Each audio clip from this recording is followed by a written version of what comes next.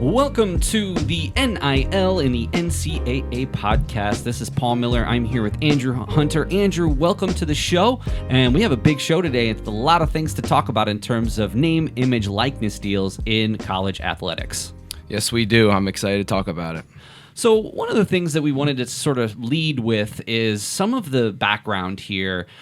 Basically, recently, over the last couple of years, the NCAA has allowed college athletes to get name, image, likeness money. Now, that doesn't necessarily mean that the schools themselves are paying these individuals, but that they can be on the cover of a video game, in a commercial for a local television station, or something like that, and receive cash. So this has been championed for a very long time. I mean, we can certainly talk about some of the scandals that have rocked college athletics. Two of the more, let's say, obvious ones come from 2005 when Reggie Bush, it had found out, it had come to the forefront that Bush had taken basically illegal payments or illegal benefits, as a lot of these folks will say. That could amount to a variety of things. Doesn't necessarily mean cash. It might be cars or other favors. I'm not implying that Reggie Bush did this, but Reggie Bush is probably one of the most high profile of these, wouldn't you say, Andrew? I mean, he lost his Heisman Trophy. Mm-hmm. Yep. Another one that was a really big that came out relatively recently in 2019, basically saying that the Arizona Wildcats coach Sean Miller was paying star center and now NBA finalist, conference finalist, DeAndre Ayton, $10,000 per month while he was enrolled at the school. So these are two of the more higher profile cases, but who knows how many more there were? I mean, there were many more that were caught. We can look at like Louisville with Rick Pitino. We can look at some other issues in the past with, say, O.J. Mayo and USC. So there's a lot of different background to this specific topic. But what I really want to talk about today is how this has changed over time and sort of the background of what this is. Because, to be honest, this has been a major pendulum swing, right? It used to be that athletes were not able to take any type of compensation whatsoever beyond a scholarship, and some schools did pay a very small living expenses stipend. But that being said, and we can kind of talk about this when we get to the positives and negatives, in just a quick Google search, the Northeast region, which encompasses basically where we are down to the Mid-Atlantic, D1 schools have an average tuition of $32,300 a year, and that's just tuition not counting living expenses. So the discussion back before these NIL deals was, this is your compensation, that the school and the finances that go along with that are going to be at least partial, or in many cases to big D1 schools, full ride scholarships.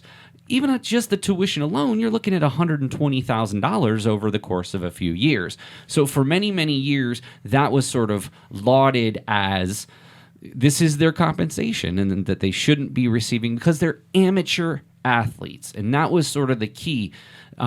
A lot of things happened since then. Ed O'Bannon, as far as being on the front of the NCAA video game, there are a lot of things that came to be that this didn't happen overnight. But basically, it got to the point with some of these one-and-done players where it was just fairly obvious that there was something going on. So, Andrew, I'd love to hear a little bit more of the background of what NIL is and maybe some examples of how it's used today. Well, NIL is, as you said, name, image, and likeness, and it was passed by the NCAA on July 1st in 2021, and it allows student athletes to actually profit from their name. And you mentioned Ed O'Bannon, former basketball player at UCLA, was the original who argued for college athletes, and that was in the late 2000s. NIL also allows students to profit from monetizing media accounts, autograph signings, teaching at youth camps, advertising campaigns, starting their own businesses, and whatever other ventures they would like to do, as long as they stay under the NCAA guidelines. But after years of discussion from the late 2000s, It was California, the first state in 2019 that enacted the Fair Pay to Play Act, which allowed student athletes to be compensated for promotional opportunities. This was a move that really pushed the NCAA to go back to the drawing board and look back at their stance on NIL. And there are a lot of athletes have been cashing in. For example, LSU gymnast Livy Dunn has earned over $3.4 million. Potential future number one pick Caleb Williams has a valuation over $2.6 million. And then Bronny James, LeBron's son, who's going to USC next year, already has a valuation of $3.4 million, and he hasn't even touched a college campus yet. That seems low. I mean, let's be honest. Yeah. I can see that going to the moon. I mean, he's going to be one of the highest profile college athletes in the history of the NCAA.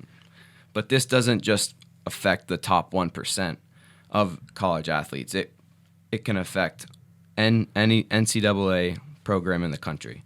So Penn State Brandywine could profit from this. You know what's really interesting, and I don't mean to get you off track here. So I had one of the basketball players actually talk about this, and actually was talking about ways that even in the USCAA conference, of which Central Penn is a part of, that there are still ways for students, even on the lower levels, to somewhat profit from their name, image, and likeness. So while we are pretty much just going to talk about the NCAA today, Andrew, I also want to point out that it could be in any level.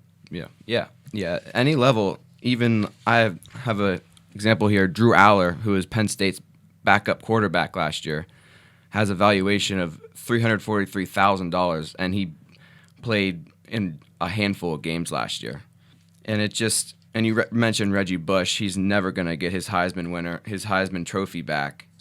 I agree with that, because at the time he did break the rules, and then you mentioned DeAndre Ayton. Another notable one is James Wiseman at Memphis. Penny Hardaway, former NBA legend, paid him. I mean, it was gray area, but it was to help him move ultimately. And there's a lot of positive and negatives to the NIL, but yeah. Well, certainly what we're going to do today in our next two segments is we're going to kind of break down the positives and the negatives of NIL. But before we get into that, let's just kind of take a look at some of the things that you were talking about. One of the interesting things that since the NIL came about that I've noticed is you mentioned monetizing social media accounts. One of the things that I had read was that there was a young man, and it doesn't off the top of my head strike me exactly where he went to school, but I want to say it was like Wyoming or something like that, something in the West Coast. And basically he got suspended because he had a monetized YouTube account that he was making like $20 a month off of. And so I think that as we talk about the positives and negatives here today, Andrew, I think that it's important to understand that the spirit of this enactment by the NCAA is to allow college athletes to make some money. However, you mentioned the top 1%, and I have a feeling that we're going to be talking about this in the negatives part. There is so much gray area in terms of what and how NIL exists. It's almost like the wild, wild west. Nobody really knows exactly what they're able to do, what they're not able to do. And frankly, the bottom line is schools themselves still do not pay athletes, at least technically. Talk a little bit about where this money is coming from in some of these cases. Well, there's a lot of boosters. For example, Colorado has, since Deion Sanders has gotten there, a lot of boosters have come from Jackson State, where he used to play. And then I mentioned Livy Dunn, who is more of a TikTok star, and she's making a lot of money off brand deals where she promotes on her TikTok page. And so product placement, essentially. She has millions of followers on TikTok. And then there's another one, Jared McCain, who's going to Duke next year. He's a basketball player who played in California last year in high school. And he's doing the exact same thing on TikTok, Instagram, and YouTube. Interesting. Yeah, so I think, again, the spirit of this is that these players can be in ads, that they can do autograph signings. You made a couple of other points, like doing camps and things like that. I think that was the spirit of it. But the question we're going to try to uncover here in our next two segments is, where are we at right now, and what needs to be done to make the NIL not only viable, but also preventing some of the issues that happens. So we're looking forward to our next two segments. We're looking forward to our next two segments. Stay tuned. We'll be right back with NIL in the NCAA podcast.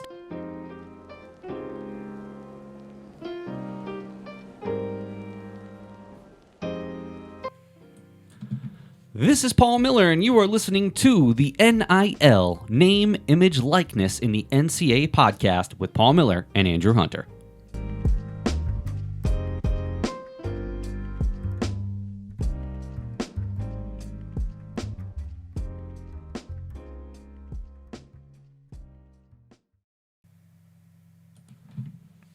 Welcome back to the NIL and the NCAA podcast with Paul Miller and Andrew Hunter. This segment, Andrew, we're going to talk a bit more about some of the positives of the NIL deals, what and how people are using them effectively, and how this can actually be a major uptick for the NCAA. So let's start off, Andrew. If I would have to ask you, what is your number one thing that you believe is a positive about the NIL, what would you say? Probably athletes staying in school longer for women, especially because the WNBA does not pay as much as some NIL deals. Angel Reese from LSU, Paige Beckers, Caitlin Clark are all making more money now than they would in the WNBA. I'm really glad you brought that up, because one of the things that's actually kind of come out of this is why isn't the WNBA able to pay more money? And here's the second thing. I saw one of the stars in the league after the draft saying that there aren't enough teams in the WNBA. There's not enough roster spots, because if you think, even if a team carries 15, there's only, 8 teams in the WNBA, if I'm not mistaken? Yeah, I think so, around that. So even if they're carrying 15 players, 15 times 8 is like 120. I mean, there's way more than 120 that are professional caliber players in the WNBA. So I do think that for the college game, I do think it can be useful. And is somebody going to necessarily leave school early to go into the professional ranks? I mean, you can even look at football. How much, unless you're a first or second round pick, the money that you make in the NFL isn't ridiculously high. I would imagine it's sort of around $1 million. Certainly, maybe even in the top 3 rounds, maybe it's a little more than that. But maybe a player plays an extra year or two in the NCAA.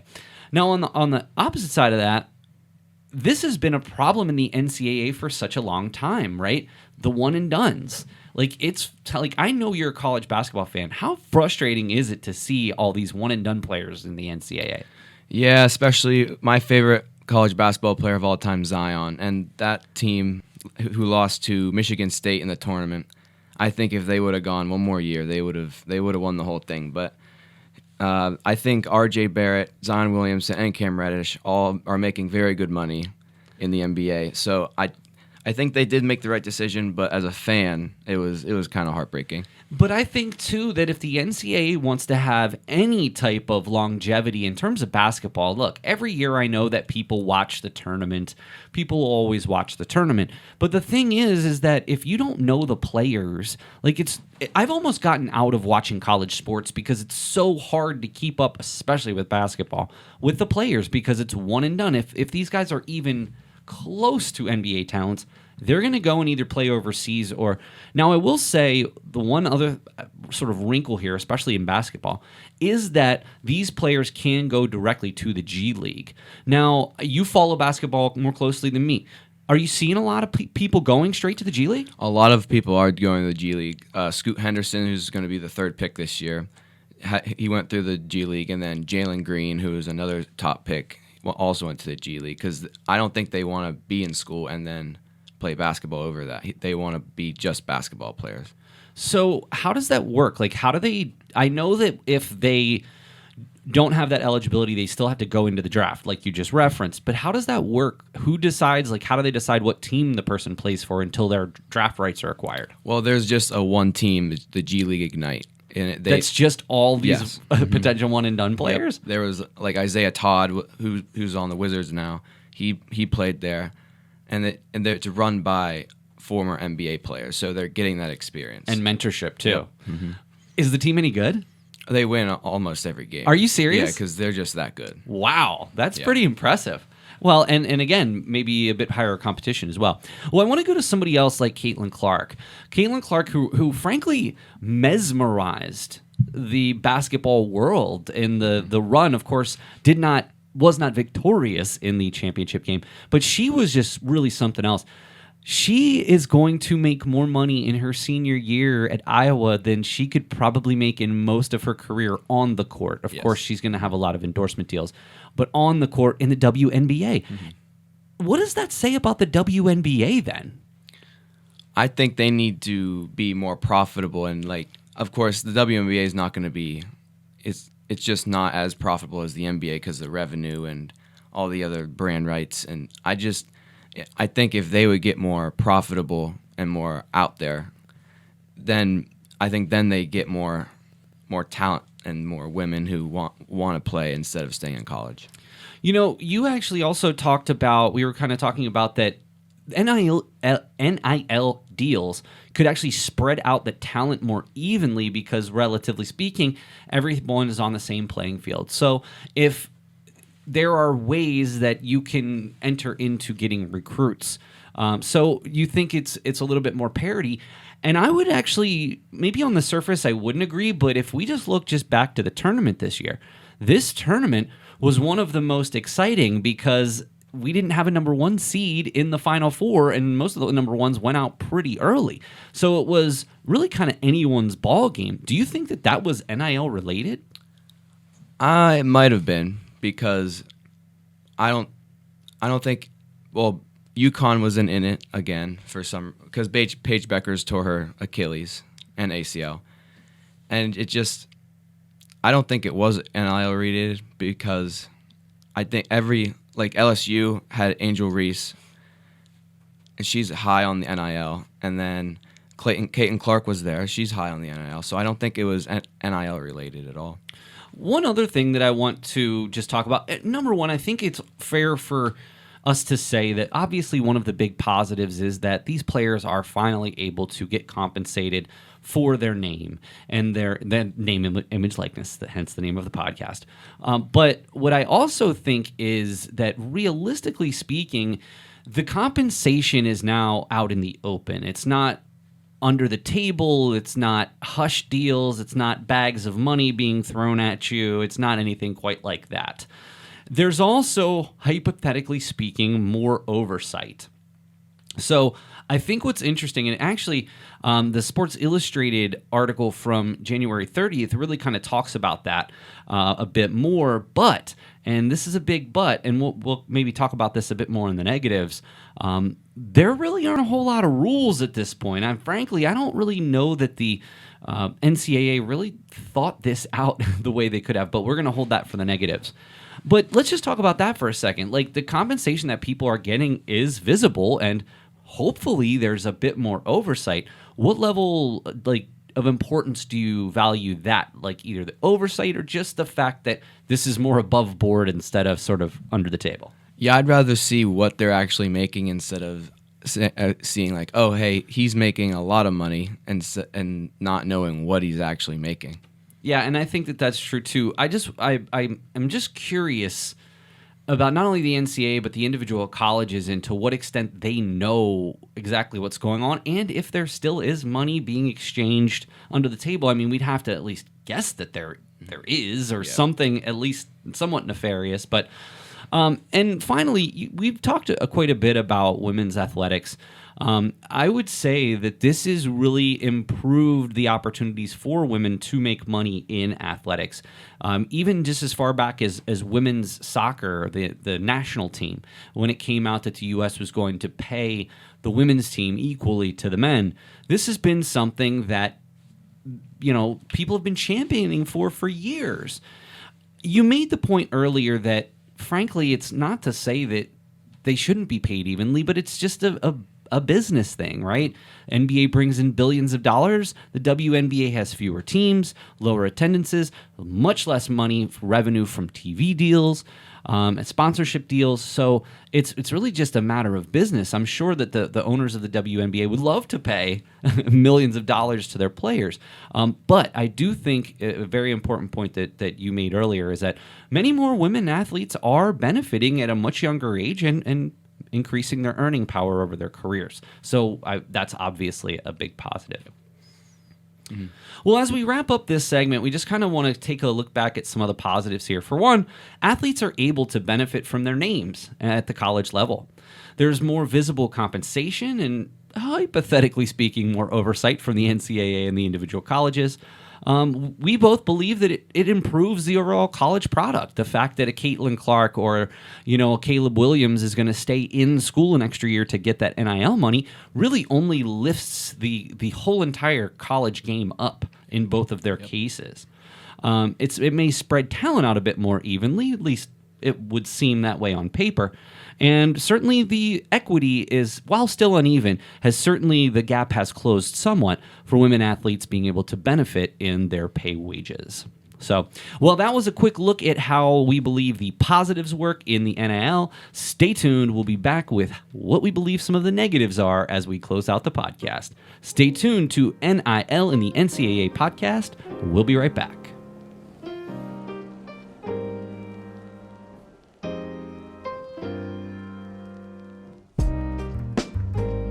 This is Andrew Hunter, and you're listening to the NIL in the NCAA podcast.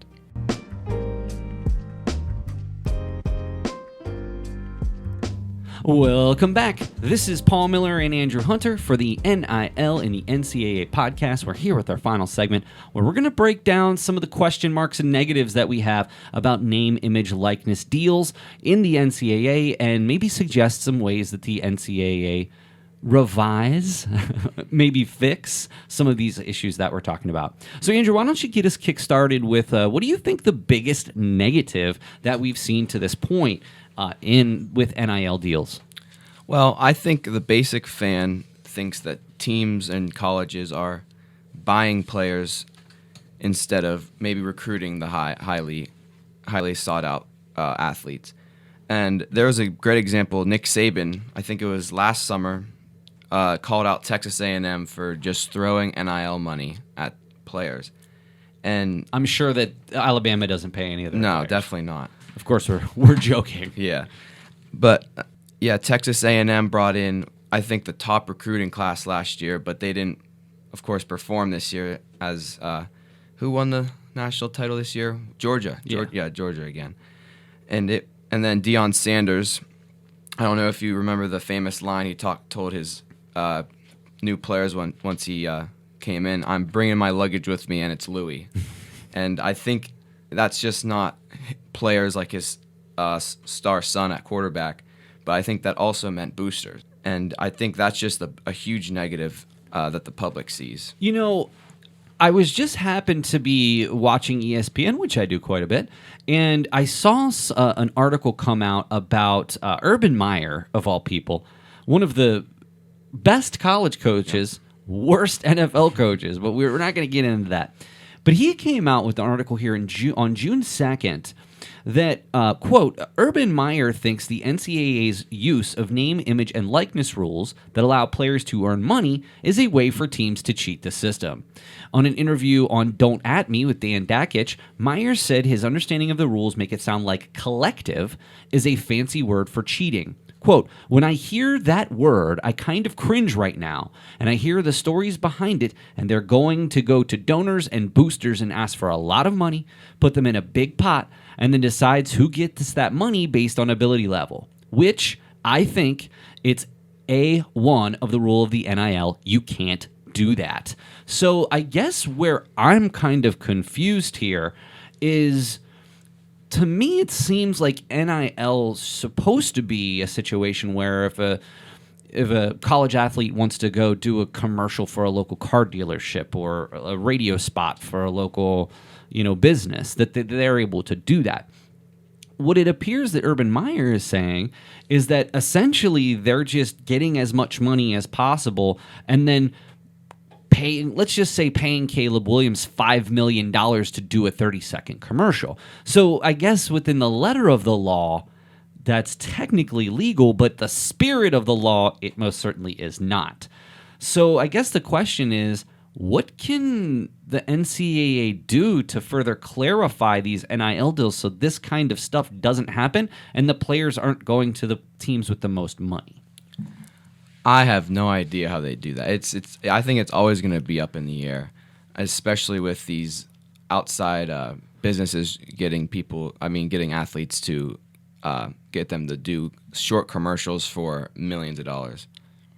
And another thing that you mentioned when you were talking about Deion Sanders was the transfer portal. And when we were preparing for this podcast, one of the things that I brought up to you was, I think it's ironic that the NIL and the transfer portal almost came about at the same time. It used to be, A, you couldn't get paid, and B, if you wanted to transfer, you had to sit out an entire year. And so that curtailed a lot of people from changing places. Now you basically have open season on free agents, right? Yep. That people, if they're not happy with their current situation, can easily go and transfer somebody else without having to lose time and get paid. So I guess my next question is, what happens with the transfer portal? Like, you're going into the transfer portal and you're just looking for the highest bidder, I guess? I mean... Yeah, probably, yeah. Michigan standout Hunter Dickinson, who's transferred from Michigan to Kansas, and one of his main reasons was the NIL money. And in Michigan, he earned under six figures, and now his valuation's $281,000, and that's just before he's even stepped on the campus. That's unbelievable. Yeah, it just depends where you're at, even though Michigan's a huge basketball school and football school, but Kansas, I guess, has a better standing in NCAA. I am very interested. I really do think for the sanctity of NCAA, like earlier in our positives, we said, this is maybe athletes stay longer, maybe it spreads the talent out a bit more evenly, which it might. However, you have to wonder, it's almost like these players are staying for 1-2 years and then just seeing what else is out there so they can maybe get more money, which I guess I can't blame them. Athletes have a very limited shelf life. I mean, what the average NFL player plays 3 years before they retire or cut. Yep. And so I guess I don't fault them for that. But I wonder from the NCAA's perspective, like, what are they going to do to... I don't know, and I don't know what the answer is, but what are they going to do in order to make it so it's just not the wild, wild west? I don't know that either of us have the answer, because if we did, we'd probably be working with the NCAA. Mm-hmm. Yeah, they're going to have to go back to the drawing board, just like they did when California brought up the Fair Pay to Play Act. They're just going to have to create guidelines and maybe sanctions on players who just leave for NIL money. Maybe just make them sit out a year like they did previous. I think one of the things, as somebody who works in higher education, I think one of the biggest problems that I have is I think we're losing sight of what it means to be a college athlete. With all of this NIL money, and again, I don't fault the athletes for doing this. Hopefully most of them are operating in good faith and they're trying to stay within the guidelines.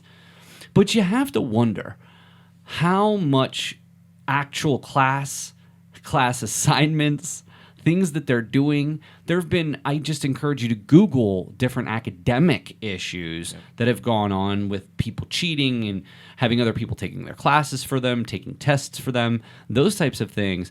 It almost just kind of makes me think, like, why are we misguided enough into thinking that many of these people are doing and going to class? Now, of course, there are a number of people who certainly do go to class and take full advantage, but there I'd say are probably equally as many people who don't. So I think that, to me, it almost sort of tarnishes higher education as a whole. Yep.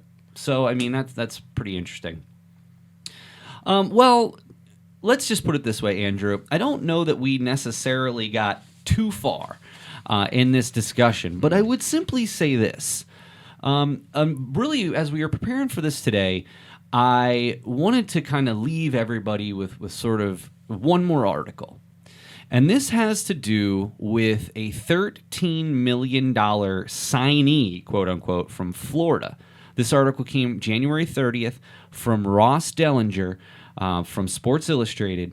A few weeks ago, this was again in January, as news broke around the most public recruiting drama of the NIL era, the alleged $13 million deal for a Florida quarterback signee, NCAA Vice President of Enforcement John Duncan delivered a message to a crowd of administrators at the NCAA's annual convention. He said, quote, "If it looks like a duck and quacks like a duck, it's a duck. Instead of putting the burden on the enforcement staff to always come up with a smoking gun, which we don't always have, there is a presumption. It puts the burden on the school, and that is a really powerful tool." Basically, what he said was that despite all of their doubts and the absence of announced penalties, NCAA officials have opened investigations into programs around NIL-related matters, some of which have been closed without penalties, while others remain active. And the reason that I want to bring this up is, I think in the last 30 minutes or so, we haven't necessarily been super kind to the NCAA. We've basically accused them of having no idea what they're doing and rolling this out without proper thought. I will say that at least over the last 6 months or so, they're at least admitting that there's a problem and that it needs to be solved. And as we all know, the only way to correct a problem is if we admit there is one in the first place. Yep. So any final thoughts here, how you want to close out, Andrew? Maybe just a statement to the NCAA and just find a solution to maybe have a cap on NIL or find something that will work for everybody and have a cap and do something that will maybe spread the love. That's a really good point. What about, and I'm just kind of floating this out there as we get ready to conclude, what about some type of, like, in the MLB, you got teams like the Mets and Yankees spend a ton of money, they pay the luxury tax. That luxury tax is then shared with lower market teams. What if it would be okay to do something like that, but that's out of that money, a certain chunk has to be paid to maybe other players on other teams. Mm-hmm. Like, I wonder if that's kind of where they're going to land. So, yeah, the high dollar folks can still get the high dollar, but hey, maybe the 14th guy on the basketball team can get a few $1,000s. Yeah, that'd be nice. Do you know what I mean? Like, yeah. Not to say that that's necessarily going to work or what they should do, but as you're saying that, I'm like, a light bulb came on above my head. Like, this is something that could really work. So in the end, all I would simply say is keep up with some of the news here. I don't think anything is going to change specifically right this second, but at least we can give the NCAA some credit that they are aware of what's going on and the sort of the farce that it is, and hopefully they're able to make some legislation in the coming year. Yep. All right, well, that's going to do it for the NIL and the NCAA podcast. Andrew, thank you so much for being here today. It's always a pleasure to get to chat with you about sports. Yep, thank you. I love this podcast. Cool. Well, for Andrew Hunter and Paul Miller, this is the NIL and the NCAA podcast. We'll see you again next time.